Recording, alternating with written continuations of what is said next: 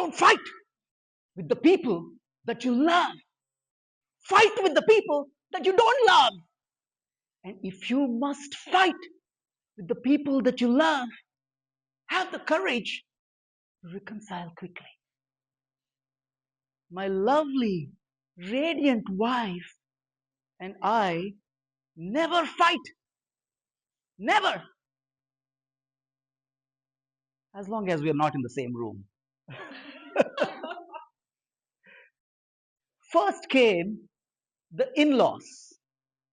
This young man here, Sesha, is getting married in the next few months. You're going to learn something today. Make some notes. Pay attention. First came the in laws. Then came the child. My wonderful, beautiful wife. She's a techie by day. And by night, she's a child, an adult psychologist. She will exactly say, "You don't know how to raise kids. You are terrible. You're ruining our child. She will end up traumatic." The best part with my wife and I is over all these years, we now don't fight about these things anymore. Not about the in laws, because they're all dead. No, we still have one. And with the child, I more or less gave up. Kanmani knows. What we fight about nowadays are really trivial things, things that just don't matter at all. I'll give you an example. My wife, again, being an adult, by the way, adult doesn't mean all adults, it's focused on one adult. She did make the honor roll last year. Dean Zuckerberg did give her honor roll. She tells me that I focus too much on keeping the house clean. She thinks I have borderline OCDs. She may not be wrong because I just love to keep things clean in the house. And I'm the guy who does all the dishes, all the laundry, much against the Asian culture, Asian male culture. I do all the things in the house. Now, at times, I do get busyness with many things, not excluding Toastmasters. With this busyness, I may not get a chance to clean up the things as consistently as I want to. 90% it's fantastic. 10% it does fall through the cracks.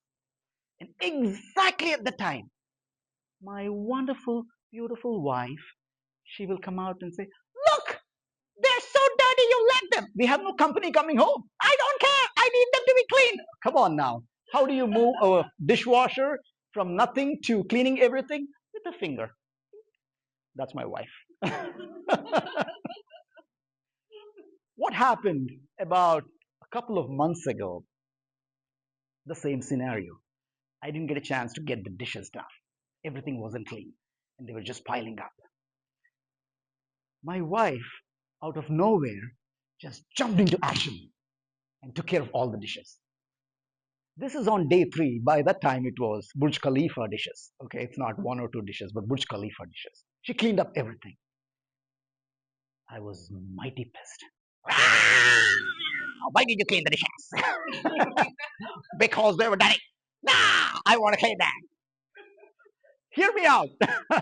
Don't become opinionated and jump into conclusions. Two things.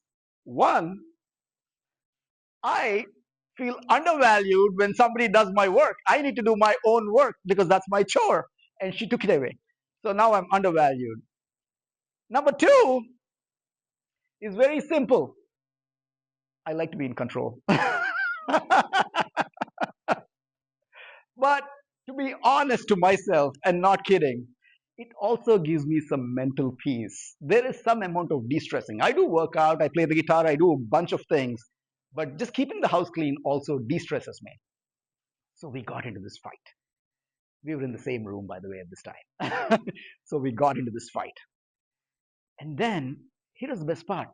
During a fight, many, many times, not once, many, many times. For some reason, this is something that happened to me a while ago, is I quickly realize that, oh gosh, this is my mistake. But then you cannot back out in the middle of a fight, Ankur, can you? "Ah, no, I don't want to. Oh, I'm sorry. No, that doesn't work.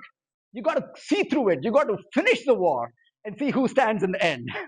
So you cannot apologize in the middle of a conversation. My wife, she's now gotten used to me.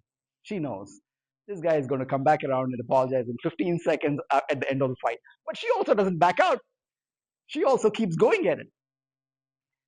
Then we have this back and forth, and eventually something happened, and 3 weeks ago, we said, yeah, okay, all right, the fight is over. I went back and apologized to her. Women's brains, again, you're getting married, they are wired differently from male brains. I'm not talking as if I know this, I read about this. At least me, I don't know how you guys are. I'm more like a switch. I can be completely full tilt and then completely off in a jiffy.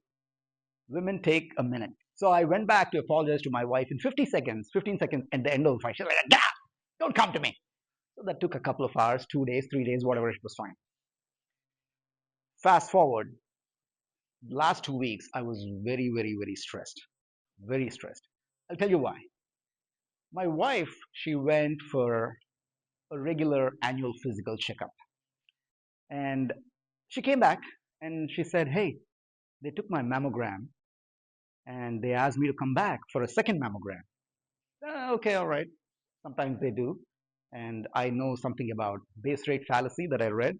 And I said, yeah, okay, nothing to worry. But definitely, as much as I know it, it's at the back of my mind. Okay, what is it now? She went for her second mammogram. They said, oh, we found a lump. We now need to do a biopsy. At this point, irrespective of base rate fallacies and anything that I know, how much of my wife knows or I know, we are not doctors. Even if we were doctors, we would still be worried. We kept worrying about it. We read a lot about it. And then we went for the biopsy.